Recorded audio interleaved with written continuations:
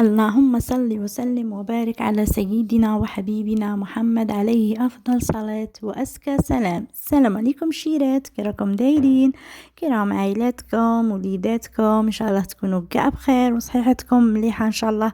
اليوم كما راكم تشوفوا جيتكم بروتين دائما كما راكم تشوفوا التنظيف ووصفة. اليوم كما راكم تشوفوا بديت معاكم نهاري بهذه الفطيرة. حنايا هنا في الغرب نقولوا لها فطيره، وكاين اللي يقول لها الكسره. كما راكم تشوفوا هنايا كان عندي شويه سميد، كان عندي واحد 500 غرام هكا تاع سميد رطب. انا نديرها بسميد رطب وحده، وكاين اللي يخلط كما يقولوا السميد مع الفارينه. كاين اللي دير كما نقولوا كيله تاع سميد كيله تاع فارينه. كما هنا انا عندي 500 غرام تاع سميد.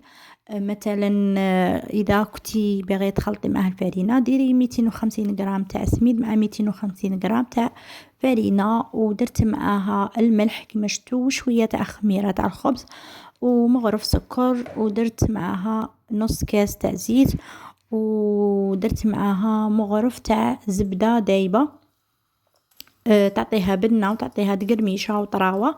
انا نبغيها شويه تكون مبسه، على هذه ندير معها هذيك المغرف تاع الزبده تعطيها بنه او ميم طون تجي مبسه اكثر. وهنايا كما راكم تشوفوا انايا نحلها فوق هذا البابي، بابي تاع بابي اللي نطيبوا عليه الكاطو وكاع هكا، باش البلاط تاعي يقعد نظيف والفطيره تاعي تسهل عليك كما يقولوا، تجيك سهله في الرفود.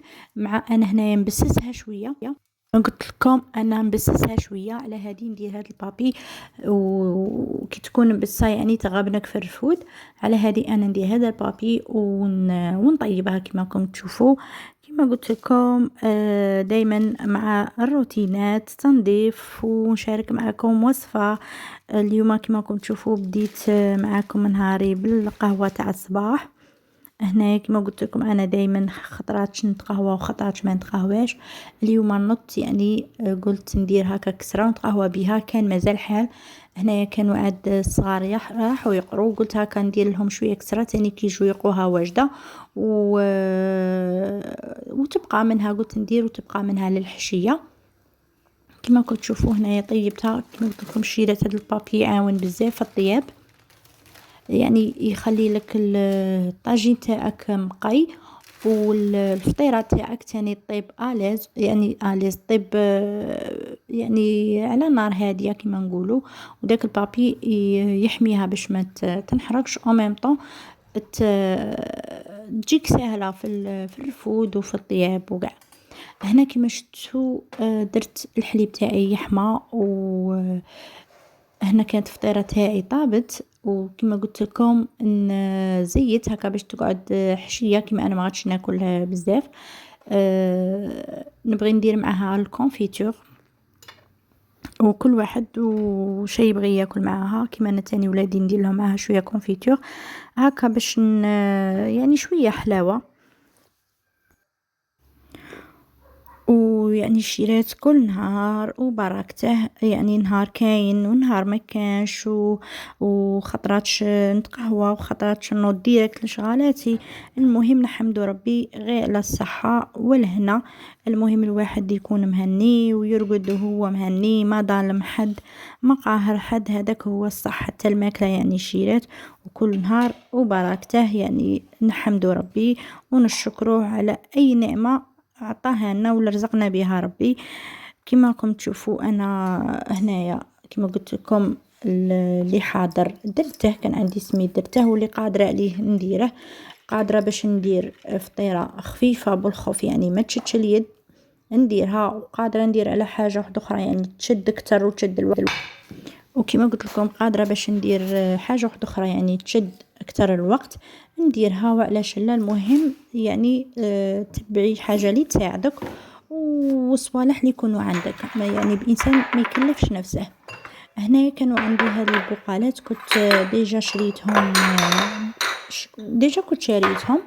وعجبوني باسكو لقيت بلاعتهم تاع بلاستيك. عندي بقالات اللي بلاعتهم جايين تاع حديد، وشتهم يعني مع المطول تصداو قلت هاكا نشري هادو تاع بلاستيك بلاعاتهم تاع بلاستيك ونجربهم ونسيي. يعني انايا ما غاديش ندير فيهم هاكا طوماط لاقوطي ولا الحمص ولا هاكا مايس ولا مهم يعني هاكا البلاع يكون مليح وصاي. على هادي لقيتهم في طريقي قلت نسيهم ومن بعد كي لا عجبوني وشفت كيما نقولوا الحاجه ما تخسرش فيهم نكمل نزيد نشري منهم وندير يعني هكا كاع كيف كيف. وان شاء الله يا ربي يصدقوا. كما قلت لكم كنت رايحه نخوي فيه الكونفيتور، كان عندي كونفيتور حليته صباح وقلت جيت نفرغه وتفكرت باللي راهم عندي البقالات قلت نغسلهم قبل ما ندير فيهم وخليتهم كما راكم تشوفوا غسلتهم كاع ودرتهم يقطروا. انا الحمد لله راني مطبقه قانون، يعني راني مطبقه عندي النظام تاع الماعين، يعني حاجه اللي تتحط نغسلها هكا باش تبقى كوزينتي منظمه وزعمي وليدي نبغي نديرها تنفح لي عليها. يعني كي تكوني منظمه معينك ومنقيه بوطاجي تاعك وكاع كي تدخلي كوزينه حاجه اللي تجيك في راسك ديريها بلا ما تقعدي باسكو ديجا غير تدخلي كوزينه وتشوفي معين المورال يطيح لك. على هذه قلت لكم انا راني مطبقه قانون تاع حاجه اللي تتحط نغسلها وهكا راني قاعده يعني مهنيه بهذا السيستم. وكما قلت لكم تدخلي كوزينه مورالك طالع هكا باش صباح كما قلت لكم تلهي مع الفراش والقش ومسيح الغباري والفطور ملكيت تنقسي على روحك الماعين وكوزينه وكاع دوري في دارك يعني تقضي صوالح واحد اخرين وانتيا مهنيه.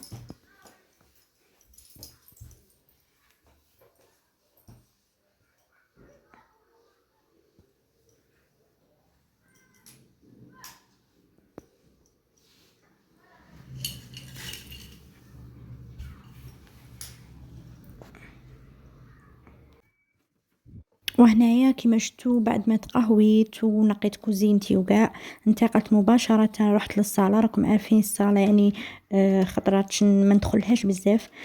تلاقيت كيما راكم تشوفوا هنايا ولدي كالي غاليطه وحاط مع راني دايرت لهم هنايا بلاي ستادير يلعب خطرات شويه يكون ياكل هكا حاجه في يده ولا يحطها. تلاقيت هكا تما فتات مسحت هذيك طابل مونجي بالبرودوي تاع الزداج وجيت هنا مسحت هاد الليفينغ مسحته بالماء الغباري وكاع راكم عارفين خطرات كيما راكم تشوفوا تدخل الغبره. كيما البارح كانت شويه الريح والتاقه كانت شويه محلوله وما شتهاش يعني بيت كاع الليل والغبره تدخل يعني دخلت خيرات ربي تاع الغبره. وعلى هذه قلت اليوم يعني لازم نلها لها. كنت ديجا دايرت لها راني ديجا دايرت لها تنظيف عميق وحاكه الحيطان وقلحت كاع الصالون وحكيت كل شيء يعني وسما غي مسحت غي هكا الغبره وسيقتها. شي لا تشوفوا كي تكون عندكم حاجه مثلا تكوني باغيه ديري تنظيف ولا تنظيف عميق للشومبرا ولا يعني اي غرفه كوزينه ولا اي غرفه يعني وتكوني كيما نقولوا حنايا اجزانه يعني لازم في الليل ديري القلب وتنوي في الليل قبل ما ترقدي يعني ديري بروغرام تاعك ديري في راسك بلي غدوه عندك حاجه لازم ديريها كيما نقولوا حنا حاجه يوجا باسكو هذه اون فوا ديريها في راسك كاع الا ما درتيهاش غدوه ديريها اللي من نهار اللي عليه طريق مهم تكوني قادره ندخلتها في يعني مهم تكوني مدخلتها في راسك. كما قلت لكم يعني لازم كما نقولوا حنا غدوه تقولي نخمل للصاله ولا غدوه لازم نخمل الشومبره هكا باش قبل ما ترقدي يعني تكوني مديسيديه باللي غدوه غادي تنوضي ديري ديك الحاجه تنظمي امورك قبل يعني كما نقولوا تكوني منظمه امورك في الليل كما نقولوا تخملي كوزينتك تغسلي ماعينك ترديهم بلايصهم باش هكا يعني كما نقولوا الصباح كي تنوضي تروحي مباشره انكم عارفين مع خاصه اللي عندها الصغار وكاع تروحي ديري لهم قهوه وخاصه الا كانوا يقروا يعني تصديهم يروحوا يقروا وانتي تروحي تدخلي مباشره الغرفه تاع النوم ولا للصاله ولا تكوني ديجا ديسيديه تاني في الليل ديري لفطورك ولا تخمي في الليل كي تكوني باغيه كما قلت لكم كي تكوني باغيه كما نقولوا غدوه تخملي في الليل كي ديري حشاك زيدي باش غدوه كي تقعدي مهنيه في النهار وتلقي روحك هكا دايره ديك الحاجه والوقت تاعك يبقى لك سبحان الله يجي مبارك. الوقت تاعك يجيك مبارك كي تكوني منظمه امورك كيما قلت لك تكوني موخره فطورك وتكوني غاسله مواعينك ورديتهم بلايصهم وهكا، يعني باش اذا ما درتيش هكا وتنوضي صباح وتوكلي على ربي وتقولي بسم الله وتوكلت على ربي نتوكل عليك يا ربي وتستغفري وكاع ربي يعطيك طاقه، وسبحان الله تنزل عليك واحد الطاقه، يعني تلقي روحك زايده من فوق هذاك التنظيف اللي كنتي نتيا ناويه باش ديريه، تلقي روحك زايده من فوقه، تلقي روحك منقيه شومبرتك ولا صاله تاعك وزايده من فوقها، تروحي تجبدي صوالح واحد اخرين. سبحان الله هذه هي الطاقه اللي الانسان ولا المراه يعني كي توكل على ربي وتنوضي لصوالحك بكري وتكوني كما قلت لك ديجا منظمه امورك، يعني ترقدي بكري خاطش دي فوا كيما ترقديش بكري صباح ما تقديش تقضي صوالحك، كما قلت لكم ترقدي بكري خاطش كي ترقدي بكري وتنوضي اون فورم يعني تجيك هذيك الطاقه سبحان الله، تنوضي اون فورم باش تنوضي اون فورم كما يقولوا بطاقه زايده كما نقولوا حنايا باش تقضي كامل صوالحك. هذه هي الشيرات. وهنا كما شفتوا كنت ديجا مشاركه معكم غسلت هذا الطابي وباش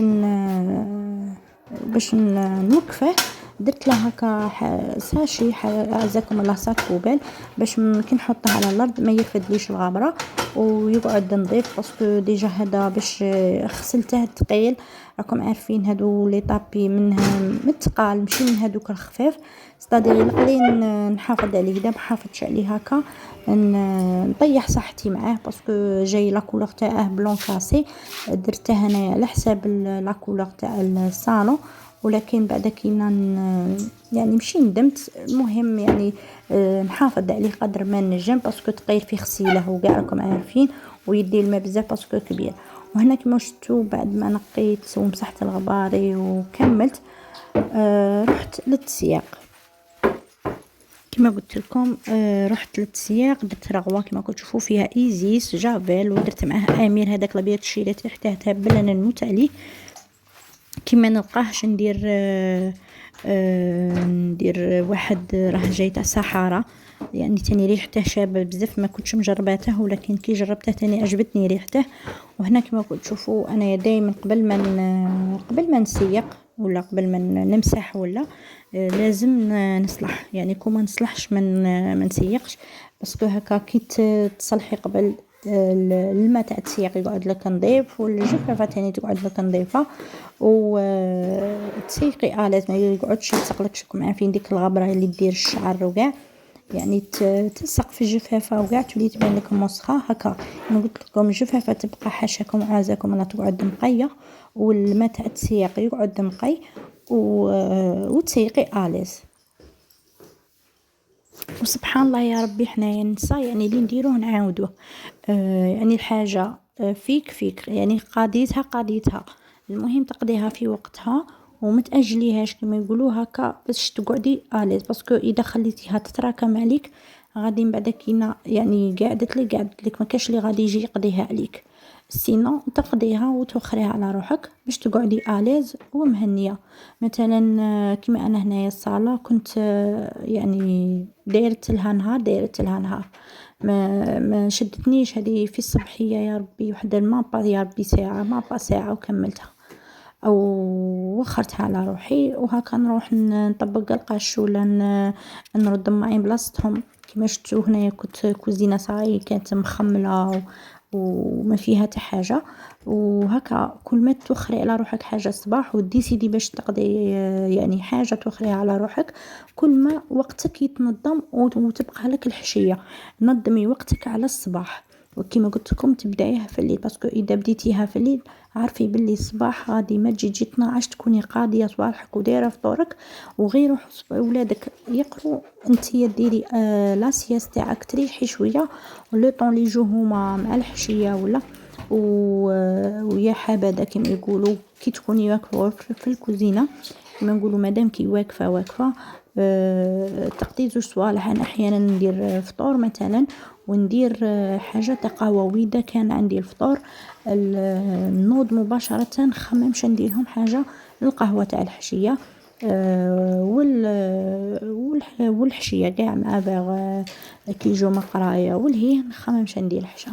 وكاين كل وحده وبروغرام تاعها. كاين اللي دير فطور الحشا، انايا ندير الحشا ونزيد للفطور هكا، باسكو الصباح حنا ما عندناش غير طياب باش الصباح نوض تاني نقضي حاجه واحده اخرى ونوخرها باش تقعد داري دايما مقيه، من يجيك حد على غفله ولا تلقي دارك دايما مقيه.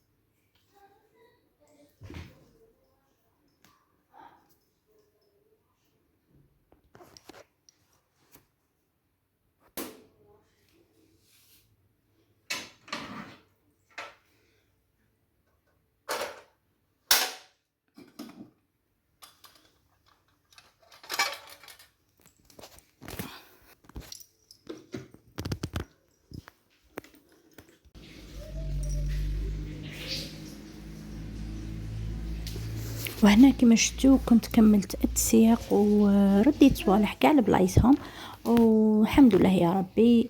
يعني ما شدنيش بالخوف، خف ظريف وهكا تقعد لك الدار نقيه، سيرتو الصاله يجيك شحال ولا تدخلي فيها. انا خاصه عندي صغاري يلعبوا لي فيها البلاي، راني ديرت لهم فيها بلاي يعني صغير، باسكو الكبير راه يقرا يعني ما راهش يلعب به.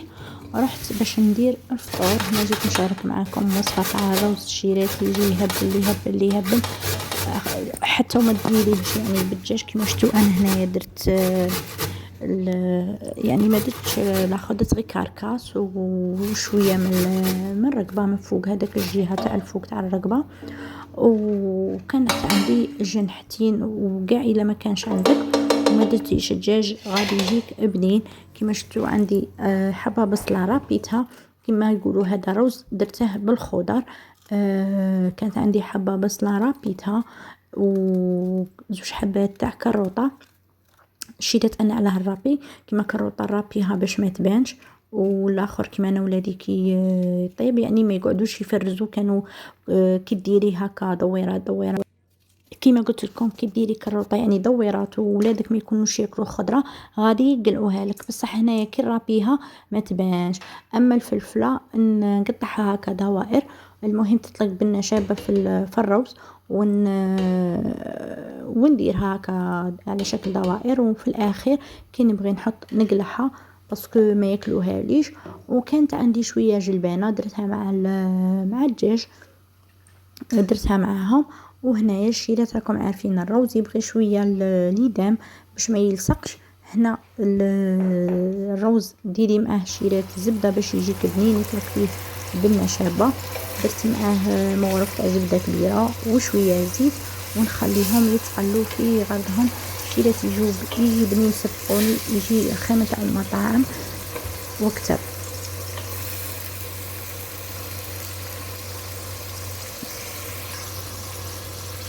كما قلت لكم الروز تقدمي معاه اي حاجه تكوني دايرتها. انا هنا اليوم درت معاه مرقاز، ويعني اذا كان عندك الدجاج يعني تاني بالدجاج ولا ديري معاه اي حاجه، مهم الروز اللي ديريها معاه تجي. هنا كما شفتوا بعد ما تقلى شيرته قلو غايه، وجيت هنايا ندير في لي زيبيس. عندي هنايا الملح، عندي هنايا شويه كركم، وهنا عندي شويه حرور ولا فلفل اسود.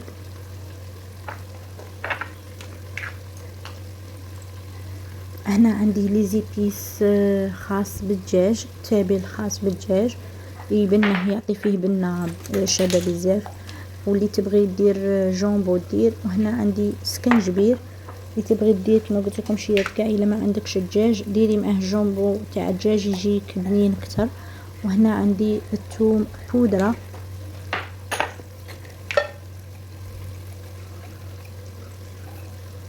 وهنا عندي عود قرفه.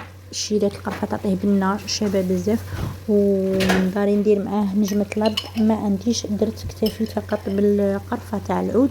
وهنا درت 100 ملعقه كبيره تاع طماطم، يعني طماطم مصبره. كما قلت لكم هنايا هذا انايا درت كملت السياق وكاع. من بعد عاد كنا جيت درت الروز، باسكو راني عارفه بلي الروز ما يشدش كيما الروز سورتو الا درتيه في الكوكوط، يعني ما يشدش يا ربي ما با نص ساعه، ما با نص ساعه ويكون واجد. على هذه حتى ما قلت لكم على هذه حتى كملت السياق وغسلت وحاشاكم نقيت كل شيء عاد باش درت الفطور. هنا ولادي كانوا عاده كينا ما جاوش. كما قلت لكم كي تبكري تقضي شحال من حاجه. ونصيحه شيرات اذا درتوا الكوكوط ما تغفلوش عليه. هنايا سقيت بالماء، درت 6 كيسان تاع ماء وديري 3 كيسان تاع روز، يعني الماء يكون دوبل تاع الروز. هنا شويه خدمت بالروز هذاك نفور خمن هذاك الابيض باسكو ما يتعجنلكش. وهنا هذا هو الشكل تاعه، يجي على الحبه ويجي بنين بنين بنين بزاف شيرات.